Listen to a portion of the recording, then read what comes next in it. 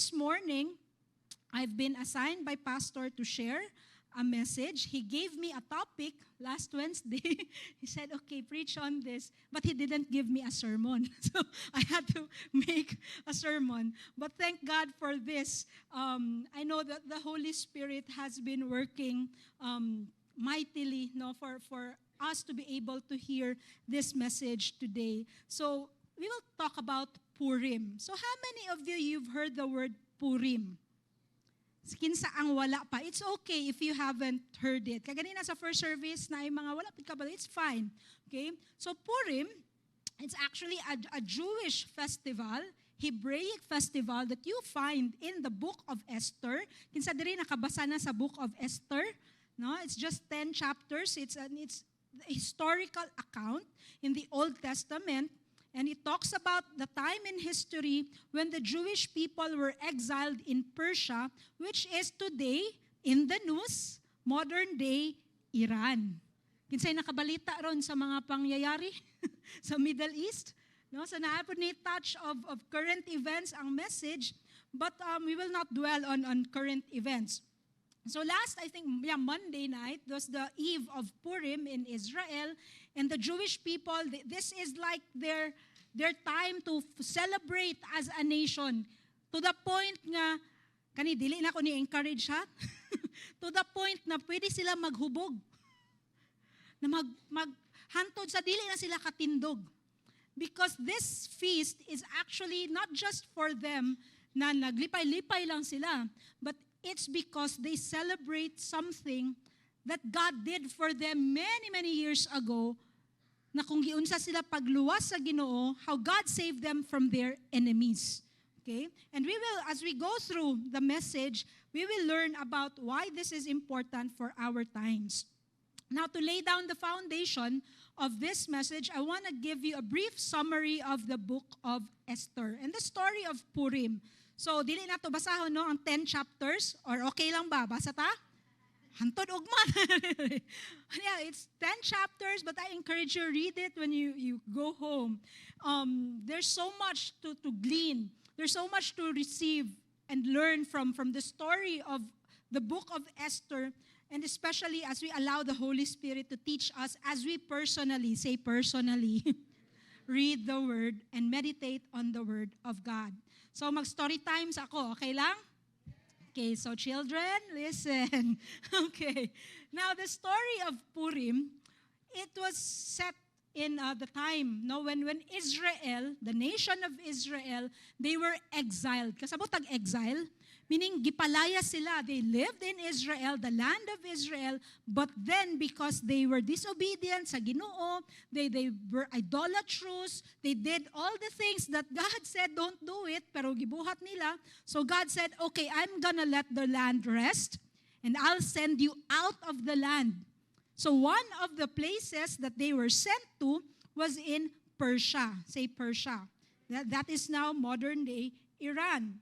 Now, ang hari that time, the king, his name was King Ahasuerus, or some versions, and thankfully, ilahang gi-shortcut, King Xerxes. So, King Xerxes was the king during this time in Persia. And so this king, he's like, kumbaga kung sa setting pa sa world before, he's like the king of kings. Because the Persian Empire was the superpower of the world before. So this is where we find the people of Israel being exiled to, in that part. So this king, nagpa-party siya, nagpa-feast siya, and he invited all his nobles, all his officials, sa tanang empire. He called them to Persia and said, okay, let's have a party. Pero kanina party, dili ni siya one night or one evening, one day. It's not even 1 week, but their parties would go on for months. So wala na siya, at some point, wala na siguro siya na bored na ang hari. So, naghan na siguro kay siya nainom. Ana siya, uy, naaman day ko'y Reyna. Naday ko'y queen. Gwapa kayo akong queen. Ako ang ipatawag. I'll showcase her to you. But then, his queen, Queen Vashti, when she was called to come, she said no. Siya, no way. No way, king. Now we will understand, no, why. Why she said no. So she said no because the Bible doesn't say it clearly, but in the Megillah or the account, and even of sa Talmud, sa mga rabbis, they interpreted it as the Queen Vashti refused to go, not just because dili lang siya ganahan or kanang unsay tawag ana, nag-PMS siya sa mga babae, wala siya sa mood. It's not just because of that, but she didn't come as by some mga Torah scholars would say, she didn't come because it was not just simple presence that the king wanted. It was actually the king wanted to showcase her body to the point na mabastos siya. And no sane woman of dignity would want to be displayed in the open for men to look at you in a bastos way, right? So that's dishonorable for her as the queen of Persia, the most powerful empire in that part of the world that time. So what happened was, the king and the officials, sila, oops, that cannot happen here in our kingdom. Especially the advisors of King Xerxes, they said, you know what, king, if you tolerate that, masundog ang mga asawa. Basig, ingnan naman, under desaya na po ta. So, it wasn't just that the king was mad, but because the advisor said, you will start something that the men in the kingdom will, the women in the kingdom will dishonor their husbands. So the king had to make a choice. So what he did, he na-kick out si Queen Vashti. And because he needed a queen, so what they did was, ano siya sa ihang mga servants, sa mga officials, okay, let's do a pageant or let's search for a new queen. So naay dito Miss Persia, no? O Miss Universe or Miss Persia. So, and there's this one woman named Hadassah, say Hadassah. Hadassah, her Hebrew name, but in Persia, her name was Esther. Okay? So that's her Persian name. Esther, she was an orphan. So nagdako siya sa iyahang cousin, si Mordecai. And Mordecai took care of Esther growing up. Okay?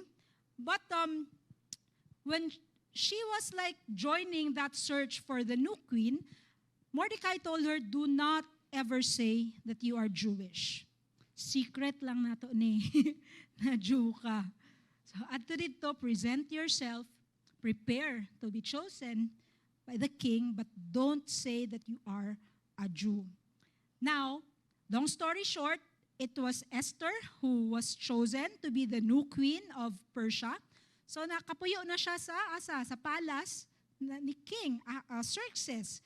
And at some point, no, naigi-promote si King Xerxes na isa katao. And his name was Haman. So remember this name, Haman.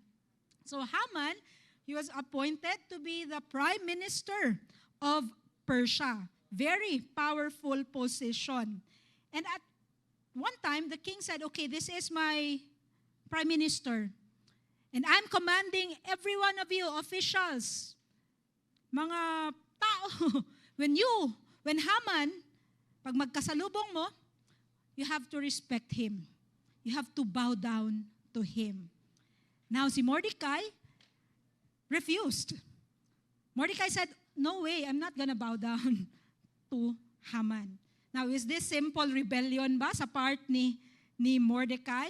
We will find out later. But this enraged Haman. Mordecai's refusal na mubaw sa iyaha, suko kaayo to the point that he said, I'm gonna kill you. But not only you, I'm also gonna kill imuha mga kalahi, the Jewish people in this empire. Now, why is it called the Feast of Purim? It's because, kana siya si Haman, no? Si Haman, you know, lots. dice. Sa batag dice, nakadula ta na sa snakes and ladders, no, dice. So si Haman, na siya kalendaryo, yahang gi dice. Kanus ako patyon ang mga Jew. When will I kill my enemies? So naadto siya sa date, sa Adar, sa calendar sa ancient times, ug naa na siya date nga napili. So at this time, na siya sa hari, king. Kani sila, mga rebelde na sila ng mga tao, dili na sila masunod. We have to stop them now so that we can prevent them na ma-destabilize ang kingdom. No? So he convinced the king to decree a law to say nga kani na day everyone of the Jewish people would be killed. Now Mordecai, a wise man, he didn't cower in fear. He cried to the Lord. He prayed, he mourned, no, for his people to the point nga maabot na siya dito sa palace sa iyang igagaw. But then he convinced Esther to do something, and yes, Esther did, and even the Jewish people in that empire, they humbled themselves. And so what happened was God overturned the decision. At some point, Esther had access to the king and told him about the threat against her people. And dito niya si Haman ang pahamak sa mua. And so, instead of the Jewish people being killed, it was Haman who was destroyed. So, gibaliktad sa Ginoo ang sitwasyon sa nasod sa Israel because they trusted in God. Now, interestingly, if you read the book of Esther from chapter 1 to chapter 10, you will not find the name of God mentioned. Not once will God be mentioned in that book. But we can say that God worked, right? God did a miracle even if He wasn't mentioned in the book. Now, this year's Purim, actual, in our generation, this year, I said a while ago, diba, nag-Purim ang Israel last Monday night, going to Thursday, but a lot of them, nag-Purim sila, yes, they were having dinner at home, but then the sirens for the missiles, tit, tit, tit, tit. So naka-costume na sila pag Purim because it's like their celebration. Nato na po na sila sa mamad, sa bomb shelter. No, so, very ang Purim ron. But Israel did something this week that like what's happening or what happened in Persia last time, something was overturned. So giunahan sa Israel ang Ayatollah. So this guy, like the ancient Haman, whose main goal is to destroy Israel, so Israel dealt with him and his officials this week.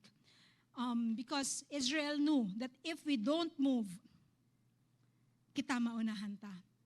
And Iran is already having again kanang uranium enrichment to use for nuclear war. And they say that it's for our electricity, but we know that the goal of these people is to destroy and wipe Israel out of the map, to annihilate the Jewish people because they want their Messiah to come. But we know that's a counterfeit.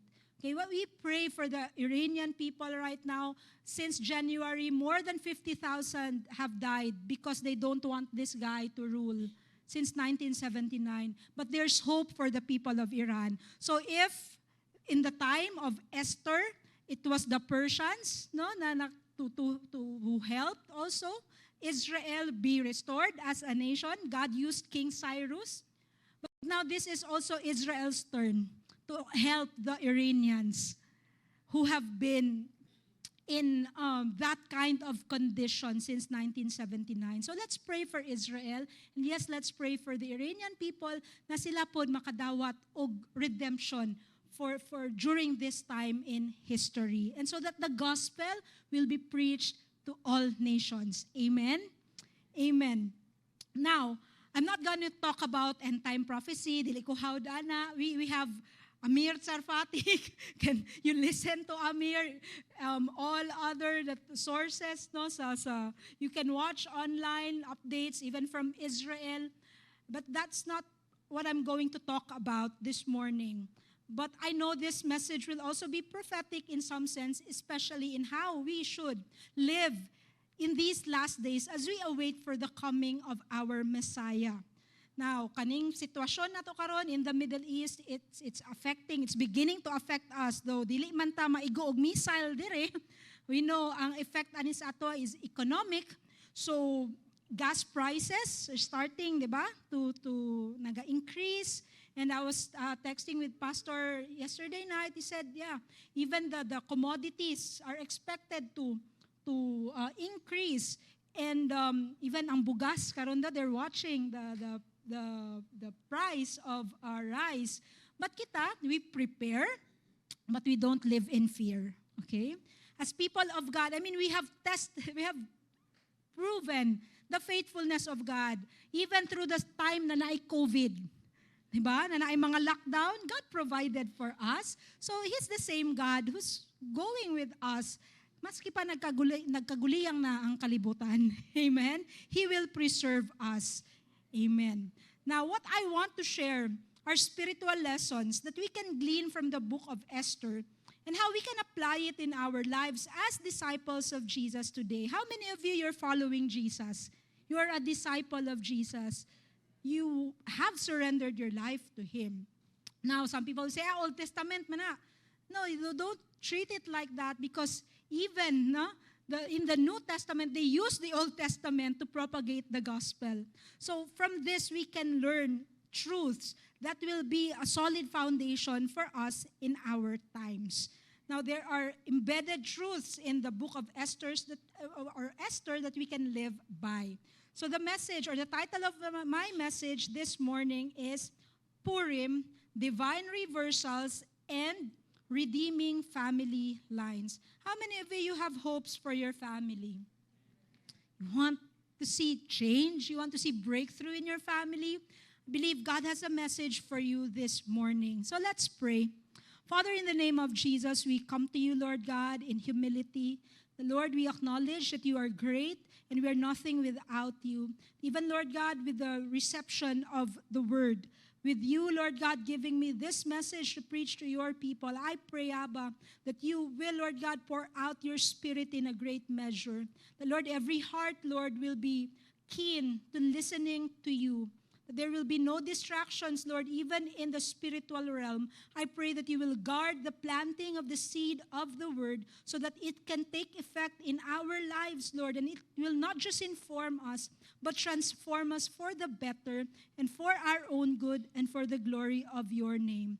Father, thank you that breakthroughs, Lord God, will happen, Lord, in this house, Lord God. And that, Lord, we may experience times of brokenness, but Lord, I know breakthrough will come for your people as we, Lord God, put ourselves under your mighty hand. So, Abba, I commit this word unto you and I commit myself unto you. I am under, Lord God, your authority, and I give you back all the praise and all the honor in Jesus' name. Amen. So 2 things I'd like to share to you this morning, 2 main points. And let's begin with number 1. The lesson of Purim is that a divine reversal can happen for God's people when we know how to respond well in a time of crisis. Say a divine reversal. Sa manang reversal, kanang mabaliktad, no, ang sitwasyon. Maybe you are in a very tight situation right now, and then you're given freedom. So nabaliktad ang situation. But this will only happen when we know how to respond well in a time of crisis. Now let's look at 3 essential responses of Mordecai, Esther, and the Jewish people while they were in exile in Persia. So very important for us. I know there are more lessons, but I just want to focus on these 3 things. Now, number 1, how can we experience a reversal of our situation? Number 1, it's when we refuse to compromise. Say, refuse to compromise. Tell your neighbor, refuse to compromise.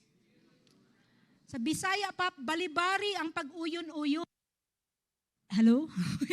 So ayaw lag sugot when you are being tempted, when you are being like drawn to do bad things, you can say no. And that's because you have a conviction. And we see this mainly exemplified by Mordecai when he refused to bow down kay Haman. Esther 3, 1-5. From the NLT.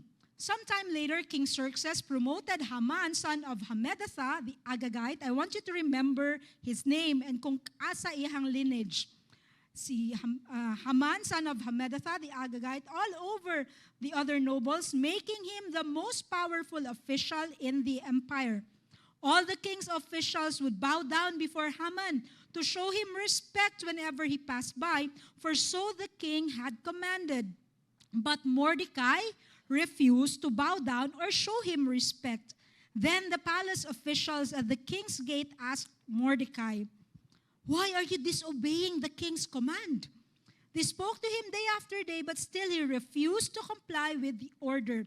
So they spoke to Haman about this to see if he would tolerate Mordecai's conduct. Since Mordecai, I want you to remember this, Mordecai told them that he was a what? A Jew. When Haman saw that Mordecai would not bow down or show him respect, he was what? Filled with rage. So, he was not just simply na nasuko lang siya, ay naglagot kong Mordecai, kaya wala ni Bao. No, wala siya ni Ana lang. He was filled with rage to the point of decreeing something that would destroy all Jews in the land of Persia. Now, some of us would say, "Murag, oy, raman, pwede naman good mo baw, anyong. Pwede naman good ka lang, simple lang na, mubaw na lang di ay, respeto na lang di ay, anong, maabot pa man sa point na mamatay tang tanan.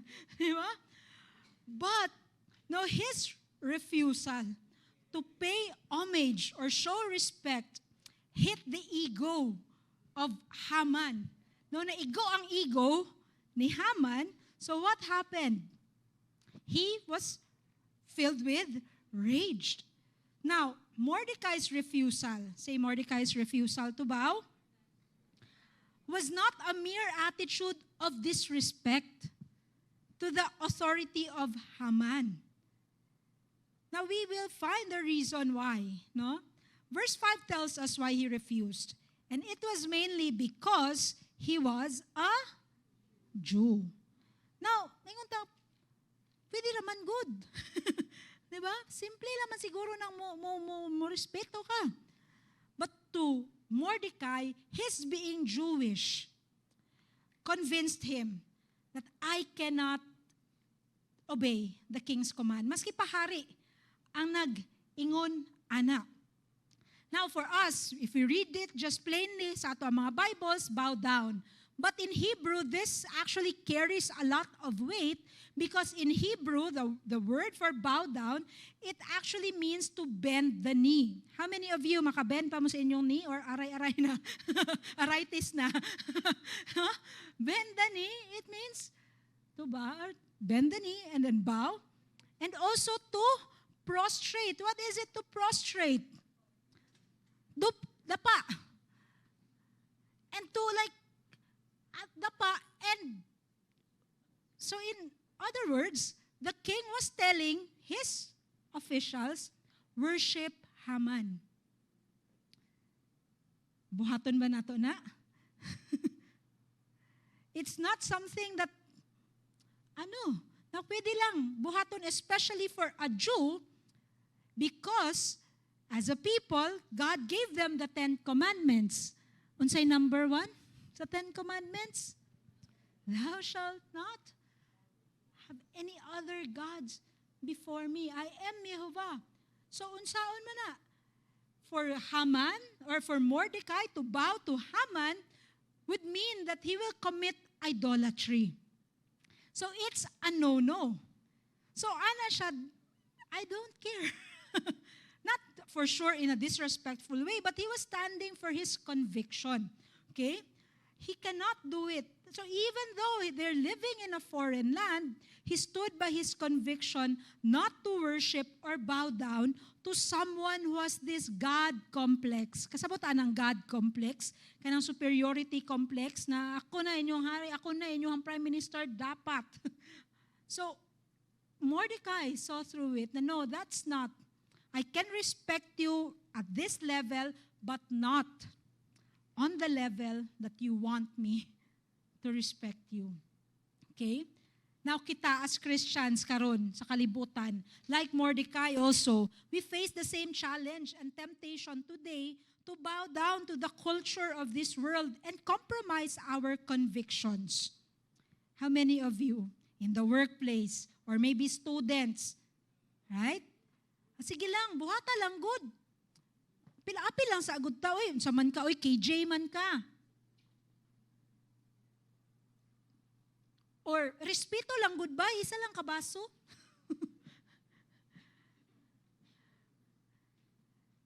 And so, because you're afraid to be rejected by your friends, you give in. And wala na nimo nabantayan, that one try, you have, na ano na ka, na bondage na ka, and you cannot go out already. So you see how dangerous it is? Na moingon ang tag, karon lang, testing lang.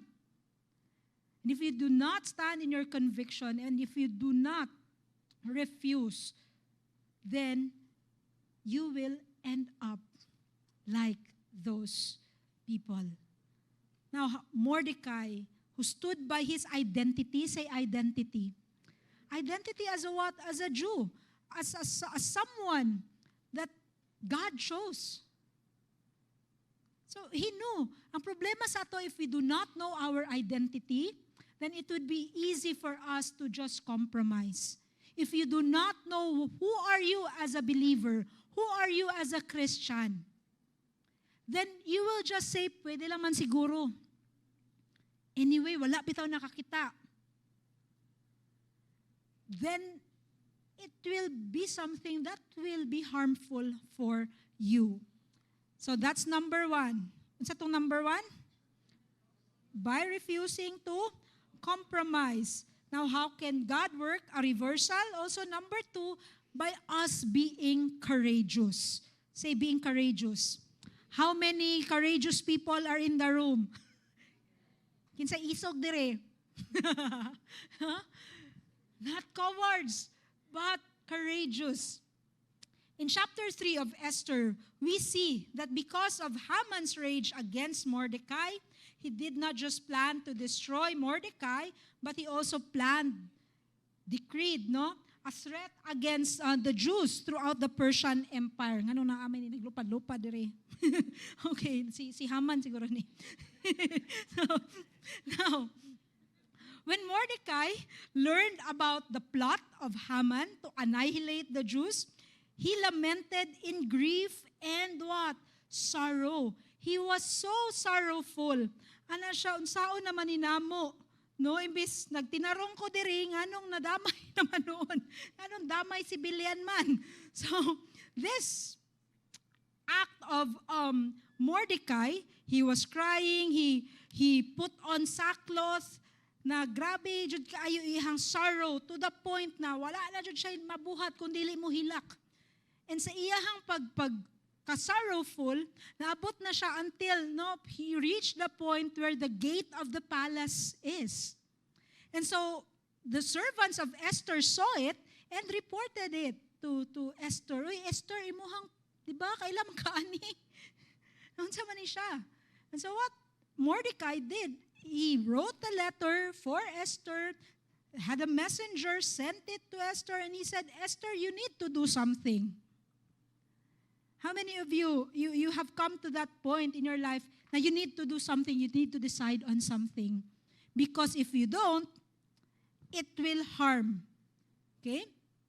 So, Esther initially hesitated to stand up for her people. Because even though she was queen, she could not appear before the king without being invited. Now that's their protocol. You cannot just say, that's why si Queen Vashti, she had to be called to be in the presence of the king and his nobles. Because protocol of the palace, nobody just enters to see the king. But you have to be called. Dapat na kay appointment. Okay? So Esther said, murag alanganin man ni Mordecai. Yeah, murag dili man pig-agaw man sila no. Yeah, call. Dili man. Murag dili man jud kaya kay wala pa ako gipatawag. Nya basig init ang ulo sa hari ba. I might get his anger. But Mordecai, in his wisdom, told something to Esther, said something to Esther that caused her to stand up for the Jews and show courage in the midst of uncertainty. Let's read Esther 4:13-16. Mordecai sent this reply to Esther, "Don't think for a moment that because you're in the palace, you will escape when all the other Jews are killed. If you keep quiet at a time like this, deliverance and relief for the Jews will arise from some other place, but you and your relatives will die." Who knows? Say, who knows? Who knows if perhaps, basi di ay, you were made queen for just such a time as this. Then Esther sent this reply to Mordecai, "Go and gather together all the Jews of Susa and fast for me. Do not eat or drink for 3 days, night or day. My maids and I will do the same. And then though it is against the law, I will go in to see the king. Even if it's bawal, out of protocol, I'll go in and see the king. If I die, if I must die, I must die. Kung mapatay ko, patay." Pero, I will try. Right? I will try. Now, this courage to stand up for her own people arose in Esther when she understood the purpose of her position. She understood, Mordecai, I convinced her, okay, maybe perhaps. Now, even gani, Mordecai was still a bit doubtful, di ba? Because he said, perhaps, basi lang di ay, dili ta sure, pero, basi lang di ay, no? That you were made king or queen for such a time as this. Now, how do we apply that right now as believers, as Christians? Now, we need to realize that the favor, promotion, and influence that God gives us is not meant for ourselves alone. How many of you working, you want a promotion? You want the increase, ba? But yes, God is so pleased to give that to you, but that has a purpose. God puts you in positions, whether in government or in corporate companies, schools, no, ikaw ang student council president, ikaw ang president or ang muse sa inyong classroom. Muse. No? Kasi Esther muse. Pero naay purpose na ang position ug ang favor na gihatag sa Ginoo sa imuha. Because at some point, God wants to use you for His purpose. Now, we have to use our influence for the greater good, even if it costs us our lives and our positions. Now, at a time when there is imminent danger, we cannot play safe and just keep quiet. When Jesus said in Matthew 5 that His followers are the salt of the earth, it means that we as Christians, we have the ability to change the flavor of society or influence things for the better. How many of you, you're working in a company when imuha ng reklamo, unsa man yung mga kauban, uy, mga mangtas, mga dishonest man kaayo, kurakot man, sa mani. But you know what? God put you there because you are the salt and light in that space. You are His representative in that office. What is it to be salt of the earth? How many of you cook? Nagaluto. Diba? Is food without salt pleasant? Lami ba ang pagkaon nga walay asin? Sa mga high blood, pwede na siya, no? Pero, gamay lang asin. But, walay flavor ang pagkaon, mabitaw ang uban, aside sa salt, magbutang pa dyan, og ka ng mga ginisamin sa pabanang mga mix-mix karon because you really want the flavor. Now, when Jesus said in Matthew 5 that you are the salt of the earth, He was telling His disciples that you are the people that I'm going to use to bring flavor to this world. You will change, just as salt will change the taste of the food that you're cooking, you will change the atmosphere. You will change. Through your godly influence, you can create a change around you. Now, ingon po ni Jesus, if you're not salty anymore, wala na kay effect, dili nimo ginagamit imong influence, I'm gonna throw you out. Ilabay ka. We don't want that, right? So if we want to be useful, as Jesus has said us, na kita, na atay pulos diri sa kalibutan, that even in this dark world, we are the light of the world. Gamito nato kung kinsa ta. Let's stand. Just as Mordecai and Esther stood for their Jewishness, let's stand for our Christianity at this point in history. Amen? And especially, no, na we use our godly influence so that people will not be annihilated by the devil. Diba, John 10:10, unsay purpose sa yawa, unsay goal sa yawa? To steal, to kill, and to destroy. Gusto ka dauton sa yawa, your family, your future. And we don't want that to happen. But we need to be salty, no, not to rub on people or masakitan na to sila, but we want to be beneficial for others. Okay? So for such a time as this, when time is running out, it's time for us to be courageous for our faith and use our voices to amplify the message of salvation. Say, amplify. Use your voice. Don't cower in fear. Ay, ma-brand ko na kanang bigot, di ba? Bigotry, or kanang, ano kaayo, KJ. I shared this last night and this morning. Now, a lot of us, we're afraid to be courageous because we are afraid of not belonging. But you know what? What matters most is that we belong to God.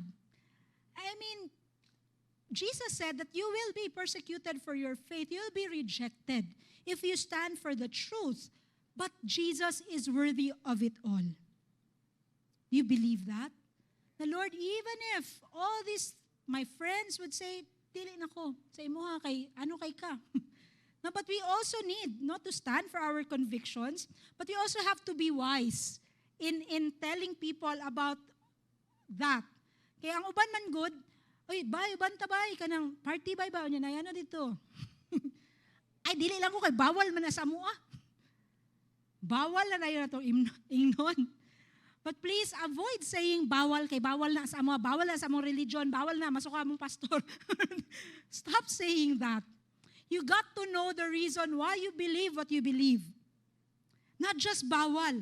Because na po'y bad rep ang mga Christians, kay puro na lang, we're known for what we're against. But what if we, by our behavior, by the way we work, by the way we live, we actually attract other people to Jesus. Sa ingana nato nga pamaagi, mawin with our love, with, of course, our boldness to speak the truth in love. Amen ba? So let's use what the Lord has given us. Now, thirdly, number 1 is what? The refusal to compromise. Number 2, be courageous. And then number 3, very important, humility and dependence on God by what? By fasting and praying. No, dapat mapaubsanon ta, ug masaligon ta, atubangan sa Dios, pinaagi sa pagpuasa ug sa pagampo. Now, again, I said a while ago that God's name is not mentioned in the book of Esther, not even once. But that doesn't mean that the Jewish people did not recognize their dependence on Him. Because for them to fast and pray, kay kinsa man dahil sila mag-pray. No ba? Dili man sa mga, sa Diyos, sa Persians, but they of course prayed to the God of Israel. Now, Esther 4:3, we see here that all the Jews responded to the threat by humbling themselves as a group of people. Say, as a group of people. And not just individually. Now, 4:3, it says here, and as news of the king's decree reached all the provinces, there was great mourning among the Jews. They fasted, wept, and wailed, and many people lay in burlap and ashes. Then 15 to 16a. Then Esther sent this reply to Mordecai, go and gather together all the Jews of Susa and fast for me.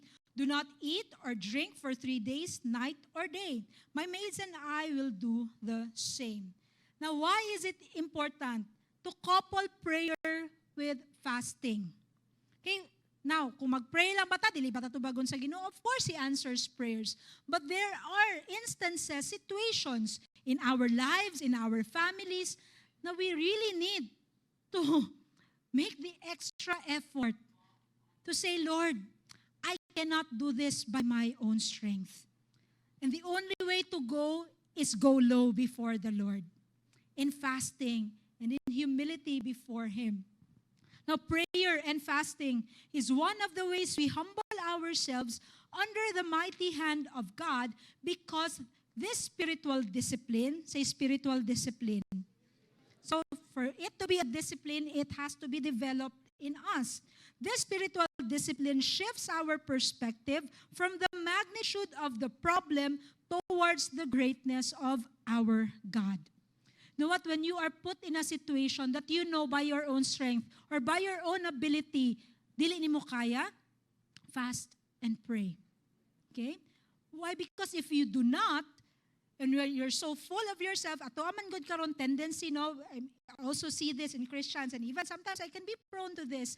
Now we want to try to escape the problem. So what happens is, we doom scroll. You know what doom scrolling is? It's a Gen Z term. Now, you waste your time scrolling on your social media. Kaya abi nimo sa imong pag-scroll, ma-encourage ka, makalma ka, but it doesn't solve anything. True or false? Trolls. So we escape. We want to escape because we think that it will help.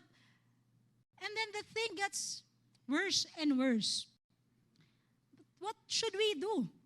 Have to say, God, I cannot do it by my own strength. And fasting is a way for us to humble ourselves, because sometimes busog lang jud kaayo ta sa kalibutan. Right?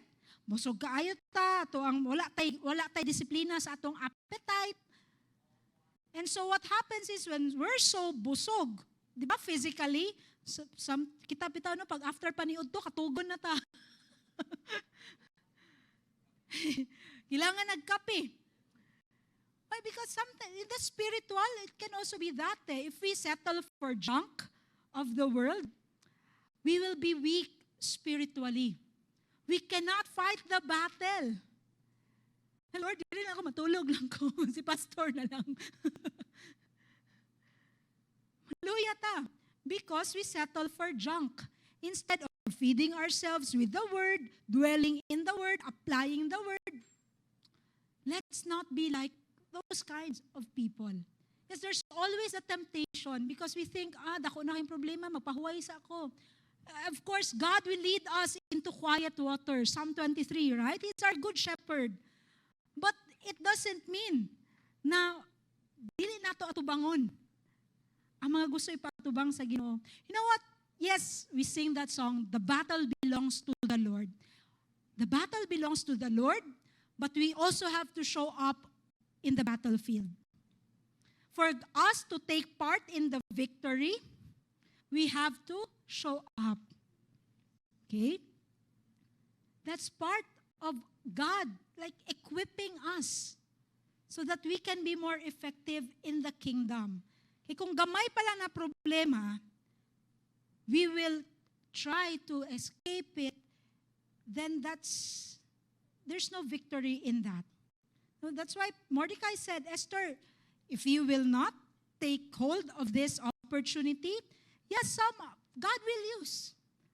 In some other place, deliverance will happen for the Jewish people. But right now, you have this opportunity. So this response, no, na ilang gibuhat, the people didn't say, when they saw Mordecai crying, wailing, mourning in the streets, na naunsa naman si Mordecai, marami magnabuang. And so Mordecai said, this is mauning plano sa hari. Pat yung tangtanan. And so the people said, okay, we will weep with you. We will mourn with you. We will fast. And the moment the news arrived, no, kay Esther, she also became proactive. Dili siya reactive. Wala, mga matay na tangtanan, magtago na ta. Wala na niya gibuhat. But what did she do? Okay, let's fast. Fast for me. Sa ako ang pag-adto sa hari. Teamwork ta. Okay? Teamwork makes the dream work. So, mag-unite ta in praying and fasting so that we can see breakthrough. So, what happened? Diba? There was a divine reversal. So, in same way sa atoa, if you want breakthrough for your family, you notice things in your family. Generational, have you heard that? Generational sin, nagbalik-balik. Ingani man gud ang mga kaninunuan. Inganto man gud to sila. Munang kami po, ingani. Gusto mo, ingana na lang pirmi? No. Okay? So pray and fast so that you will see a change because nothing will change if we do not change. Right? So let's not be complacent spiritually. Napasagdan na lang nato ang spirit ni Haman to destroy us and to destroy the future of our families. Now, the divine reversal happened because of the way they responded. They responded. They took responsibility. That's what respond means, right? You take responsibility for something so that change can happen. Esther 9:1. So on March 7, unsa kaya tong date karon? March 8 karon no? So March 7, 2,500 years ago, 473 BC, the two decrees of the king were put into effect. On that day, the enemies of the Jews had hoped to overpower them, but what happened? Sige ngon dira. Quite the opposite happened. It was the Jews who overpowered their enemies. Wow. When we rightly respond in times of trials, God will make all things work for our good and for His glory. Amen? What the enemy meant, we sang that a while ago, you take what the enemy meant for evil, you turn it for good. But we need to show up in the battlefield. For destruction to be reversed and deemed powerless and have no effect on us, we have to stand on our ground. This is what happened to Haman. No, instead na si Mordecai ang gibitay, si Haman ang nahangman. Siya ang dito sa guillotine na iyang gibuhat. So this is my encouragement to you, respond in a godly way. Pag naay krisis sa pamilya, sa nasod, sa simbahan, sa imuha personally, sa inyong trabaho, respond in a godly way and make sure so that you can make sure that God will fight the battle on your behalf. Amen ba? So did you learn something from that point? Are you ready for the second point? Ready, Dili? Humana na lang, take away na. Humana na to, because I know this second part will even encourage you more. That God can give His people another chance to respond differently even after a failure. How many of you you've experienced failures in your life? Said, agay, Lord, na mali ayong amen. Yung na lang, yes. Okay, amen, so be it. Ay, mausap na po. Really. No? So, yes lang. All of us, ako, two hands.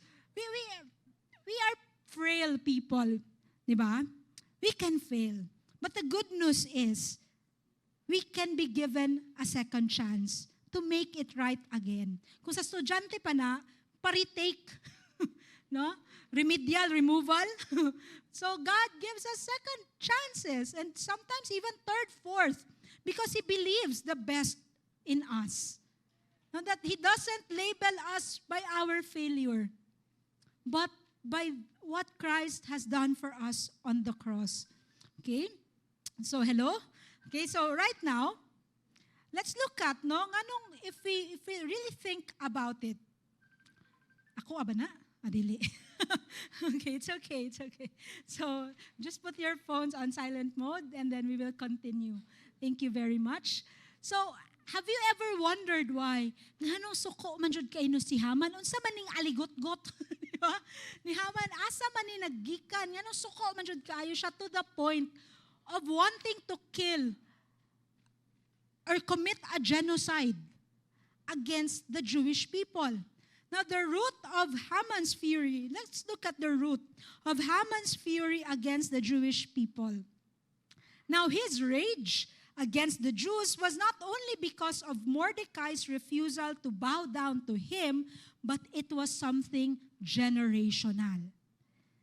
Kasabutan ng generational, nang dito pa sa ato mga ancestors, sa ato ang mga lolo, papa sa atong papa, not sa atong history, sa atong family background. No, now, the reason is not openly mentioned in the book of Esther, but if we study it closely, we will understand why Haman was so angry with the Jewish people, and especially kay Mordecai. Now, this is hidden, no, with regards to his family background. Let's read Esther 3:1. Sometime later, King Xerxes promoted Haman, son of Hammedatha, the Agagite, remember this, the Agagite, over all the other nobles, making him the most powerful official in the empire. Now, if you read that closely, and not just in passing, you will understand that Haman was not Persian. Dili siya Iranian, kung ato ba ng dili siya native na Persian, but he was also someone nga gidalapod sa province sa Persia, na adto pod na exile pod under the kingship of King Xerxes. By blood and by tribe, he was an Amalekite. Say Amalekite. Who were the Amalekite? The Amalekites were a nomadic tribe and the first nation to attack the Israelites after they left Egypt. So diba, when God delivered Israel out of Egypt, they were sent to the wilderness for how many years? 40 years. And the first enemy that they encountered was the Amalekites. And the Amalekites were a very cruel group of people and very kanang baga mangtas, no? Sa Bisaya pa mangtas kaayo. And because of what they did to Israel, because the thing was suko kayo ang Ginoo, because the Amalekites attacked the Israelites when the Israelites were weak. Luya kaayo sa ilang journey sa wilderness. And then the Amalekites, so, uy, kinsa man ni sila? Murag nangaluya, ato na lang ning tiwasan. No? Hing ato ang gibuhat sa mga Amalekites. And so God saw it. And God said, I will make you pay for what you did to my people. There's a payback time. Ako'y mo avenge para sa ako ang katawhan. And so, years passed. One day, the Israelites, ana sila sa promised land, ana sila, Samuel, Prophet Samuel, gusto mi og hari. We want a king.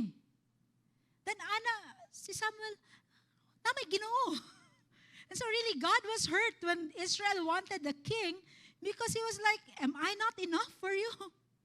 But they still wanted a king. So God, in His grace and mercy, gave them what they wanted, gave them a king by the person of who? Can say first king sa Israel?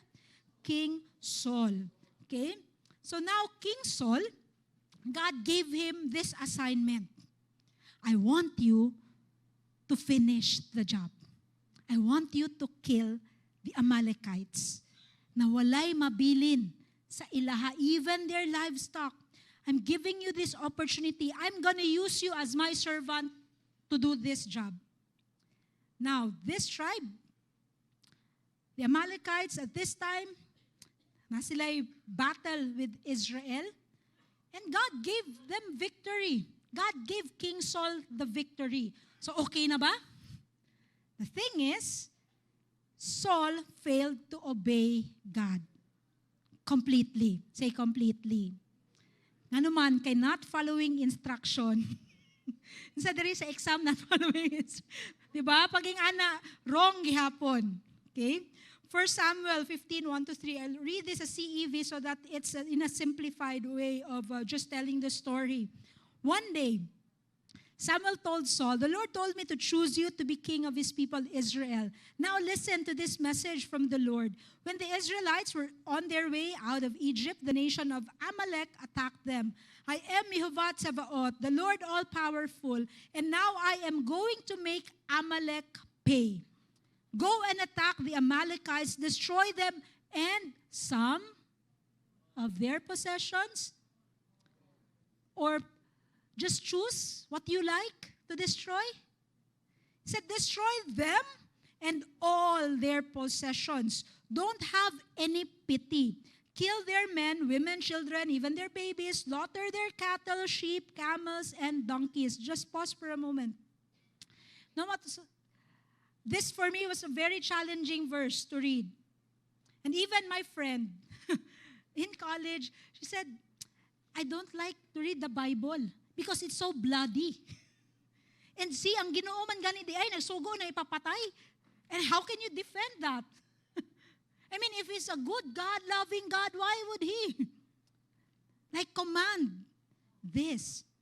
You know what? If we do not understand the holiness of God, and if we do not see him as the judge of all the earth, we will misinterpret him. But this is actually, this command of God to Saul is his divine judgment. Say divine judgment. Just as the same way that God is using Israel right now to fight this mga terror cells, mga extremists, God can use us to destroy. What will destroy us? Tama ba? Now, King Saul, what was his failure? Verse 7. Saul attacked the Amalekites from Havilah to Shur, which is just east of Egypt. Every Amalekite was killed except King Agag. So all ba nang exception? Dili. Saul and his army let Agag live, and they also spared the best sheep and cattle. They didn't want to destroy anything of value, so what? They only killed silang ipamatay, the animals that were worthless or weak. The Lord told Samuel, Saul has stopped obeying me, and I am sorry that I made him king. Samuel was angry, and he cried out in prayer to the Lord all night. No, gi-insomnia si Samuel. Dili, Diyos ko katulog sa gibuhat ni King Saul. I thought God can trust him with this. Pero wala niya gibuhat. And the pinakasakit, no? God said to Samuel, I am sorry that I made him king. Nagbaso lang Ginoo, naghinul sa tawagan na sa tuas again ang kanang regret. Nagmahay ang Ginoo. Nganong si ihimo man ako ni siyang hari, na dili man ay siya motuo gihapon sa ako For us to grieve the heart of God in that way, meaning dako jud kaayo na failure. Right? Now, eventually, Samuel finished the job. Siya ang nipugot sa ulo ni King Agag.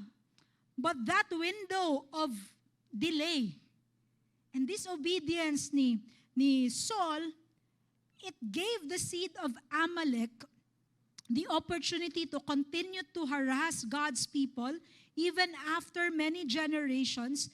And this was personified or seen in Haman the Agagite. Okay?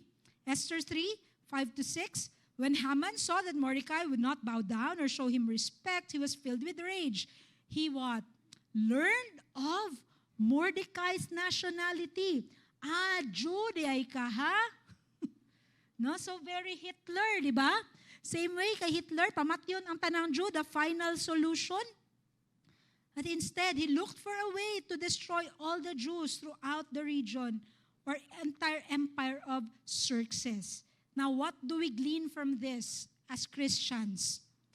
You know what? Partial or delayed obedience is still disobedience. I will let that sink in. Partial. Ay Lord, pwede kanilang akong tumanon? Dili lang ni Lord? Kay lisod man? Or it's very costly for me? And also delayed obedience. Lord, pwede next week na lang ako natumanon? Kung ready na ko? Ay, nga na ba yung natong dahilan, no? Dili pa man good ko ready? But God wants you to obey now. God wants you to do it now and not partially, but full obedience. Now, unsa effect ani? It will create negative ripple effects. Say negative ripple effects. But it will only be stopped through repentance. Amen ba? Disobedience, it will have ripple effects negatively. But the good side of it, if we obey, it will also have good ripple effects ato ang kinabuhi, and it will affect also our families, our workplace, our neighborhood. That's why it's important that we have to be discerning. Kung naay ginapabuhat ang Ginoo sa ato, we obey and obey right there and then. Now, I know, even I myself, no, we have failed God in this area. Hey, Lord, lisod man kaayo, Lord. Diba? Basig naapay laing way, Lord. Mag-try pa ta og ano ba, negotiate sa Ginoo. No? Meaning, wala pa jud nata na convince sa kamaayo sa Ginoo. Because if He commands us to do something, He has something in mind, something good that will come out of it. Sa himang good, dili ta mo obey, dili ta mo salig na naibuhaton ang Ginoo. So we think na my way is better than your way, God. I did it my way. Ano lang ka. Pero gusto sa Ginoo, this is how I want it done. But then, murason gihapon ta. But thank God, no? At He's gracious and merciful sa atoa. Now we need to reflect also individually, corporately, as a church, as a family, even as a nation, as a people, no, about the things that God wants us to deal with completely, so that we will not keep on repeating the same pattern and repeating the same or reaping the same bad fruit. Do you get that? No, kay tingala ka sa imong pamilya, anong malas man kaayo niya mong pamilya, anong ingani man na may curse sa poverty, nganong grabe man ang mga sakit at saman. Look at the roots. Ask the Lord, Lord, what's in the root? Why are we reaping bad fruit as a family and even as a nation? Right? Because it started somewhere. Of course, it started in the Garden of Eden. Pero God has given us, God gives every generation a chance to mend their ways through repentance. So let's not try to justify that's something that God wants to destroy. Ayaw na i-justify. Lord, basig pwede pa. No, dili. Kung mayon ang Ginoo, dili, Jude. Right? We have to kill it now before it kills us later. See, that's how heavy the effect of sin is. If we don't deal with it now, it will continue. Magsigitag reap sa consequences. And matingala lang ka nganong, nagasimba man ko, Christian man ko, nagabasa man ko Bible, pero nganong wala may victory. What are you delaying? What are you like choosing lang? Choosy ka ita sa kung sa atong gusto i-obey. Now the good news is, and this is where I end, the second chance that God gave His people to respond differently. What King Saul failed to do, God redeemed 550 years later through Esther and Mordecai. So ang time gap between King Saul and Esther, it's 550 years. So we see this, that this is not just a coincidence. Wala lang na ingon ang Ginoo, sige Esther, ikaw akong piliun ron, kay gusto lang nako. This is actually something deeper and hidden in the lineage of Mordecai and Esther. Because both King Saul and Esther's family are from the same tribe. The same tribe. The tribe of Benjamin. Now we understand, di ba? Sa Genesis, ang Israel, they have 12 tribes. Kingsmen, di ba? Tribo mo ng Kingsmen. So, they come from the tribe of Benjamin, the youngest son ni Jacob. And so when God chose King Saul, He actually said something to Samuel. He said, sure, ang Ginoo ako jud. Because I come from the least of the tribes of Israel. So he had this like inferiority in him. Ako jud ang gamiton sa Ginoo. Gano day kato na lang day kato mga taga-tribe sa Judah because they are a mighty tribe. But why choose me to be the first king of Israel? But God wanted to give the tribe of Benjamin something to be proud of in a positive way. But also in this story of Purim, di ba? And also I think I have a table there. Yeah. So we see the lineage, giunsa nila pagka-relate ni King Saul and ni Mordecai. So si King Saul was the son of Kish, and then si Mordecai was the great-grandson of Kish. So they have like the same ancestral line from the tribe of Benjamin. Now, in the story of Purim, God did not only give victory to the people of Israel as a whole or as a nation, He also gave the tribe of Benjamin a second chance for obedience. Say, a second chance to obey. How many of you want to be given the second chance? Mabita mga itag, Lord, I failed. Lord, nakasayop ko, nakasala ko. Please forgive me and help me begin again. So, this happened, and for us as believers, we are given a second chance in Christ. We cannot say, ani naman gud among pamilya. When you got born again, God gave you a new beginning so that you don't have to repeat the same pattern all over again. So that the cycle will stop in your time, in your generation. So that even imo mga anak-anak, dili nila i-reap ang consequences sa imuhang actions. And maybe you don't have physical descendants, but even in your spiritual sons and daughters, we want to have a godly line of obedient people before the Lord. Now, the tribe of Benjamin or Israel at this time, sa Purim, they learned the lesson. So Esther 5:16, meanwhile, the other Jews throughout the king's provinces had gathered together to defend their lives. They gained relief from all their enemies, killing 75,000 of those who hated them. But what did they do? Or did not do? They did not take any plunder. Wala sila nanguha. No, that's meant for destruction. Dili na ko sundugon ang gibuhat ni Saul. You know what's the reason of Saul? Why he took the fat animals? Katong gi-confront siya ni Samuel, Saul, why did you do that? Di ba giingnan ka na tanan, dauton? Unsa iyang reason? No, we will use this for sacrifice, for worship. Kung tanaw ni mo, okay naman to.